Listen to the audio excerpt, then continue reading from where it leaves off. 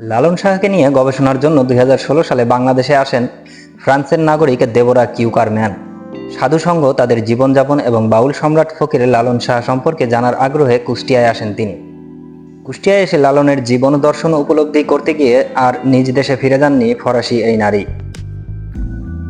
এখন কুষ্টিয়ার দৌলতপুর উপজেলায় বাংলাদেশ ভারত সীমান্তবর্তী প্রাগপুরের দিঘিপাড় এলাকার হোম আশ্রমে ফকির নাহির শাহর শিষ্য হয়ে আছেন। সেখানে নিয়েছেন গুরুর দীক্ষা, আপন করে নিয়েছেন পুরো আশ্রমকে। গুরুর নির্দেশে ফকির নাহির শাহর আরেক শিষ্য রাজনকে বিয়ে করেছেন দেবরা। এর মধ্যে তিনি শিখেছেন বাংলা ভাষা, পরিবর্তন করেছেন নিজের নাম। দেবরা কিউকারম্যান থেকে এখন তার নাম দেবরা জান্নাত। বাংলাদেশে সবকিছু পাইছি যেটা আমার মনের বাসনাই ছিল।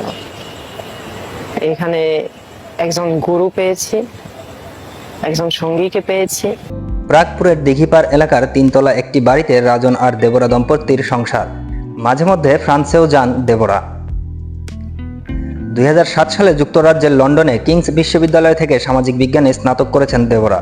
পরে দর্শন বিভাগে MA পাশ করে ফ্রান্সে যোগার শিক্ষকতা করতেন। এক ভাই ও দুই বোনের মধ্যে সবার বড় তিনি। প্যারিসে দেবরা কুকিয়ামানের মেয়ে তিনি। দেবরা জান্নাত 2016 সালে প্রথম লালনের দেশ কুষ্টিয়ায় আসেন। লালনের গবেষণার জন্য এসে তিনি আর ফিরে যেতে পারেননি, মায়ায় পড়ে গেছেন। ভালোবাসা ছাড়া কিছুই বুঝি না। কার কতটুক কি বিদ্যা হলো, কার কতটুক কি ক্ষমতা হলো, কার কতটুক কি ধন সম্পদ আছে, এগুলা আমি বুঝি না, ছোটকাল থেকেই বুঝি না। যার সাধনা করেন তাদের সঙ্গে মিশতে হবে, জানতে হবে, বুঝতে হবে, তবেই সৃষ্টির এই বিস্ময় জানা সম্ভব হবে।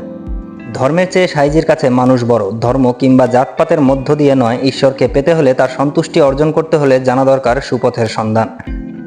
কে আমি? আমাকে চিনতে হবে। আমিটা কে? এই সন্ধান করতে হলে গুরুর দীক্ষা নিতে হবে। গুরুর কাছ থেকে জানতে হবে যে কে আমি।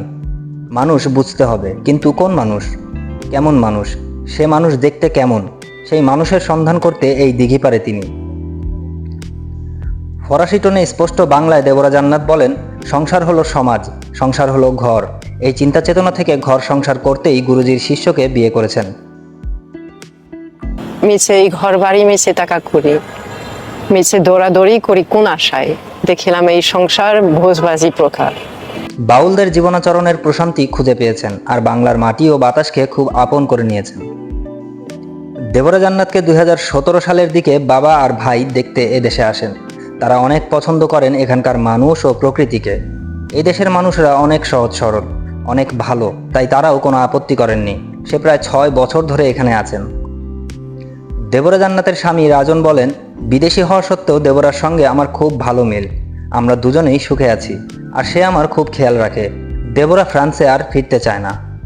এখানকার সব কিছুর মায়ায় পড়ে গেছেন তিনি। দেবরা পৃথিবীর প্রায় 15টি দেশ ঘুরে বাংলাদেশে এসেছেন। সত্যপথ, সৎ মানুষের খোঁজ করতে করতে এই আশ্রমে আসেন। সে খুব ভালো মনের একজন মানুষ। সম্রাট ফকির লালন সাইজির বাণী ভক্তদের মাঝে পৌঁছে দিচ্ছেন।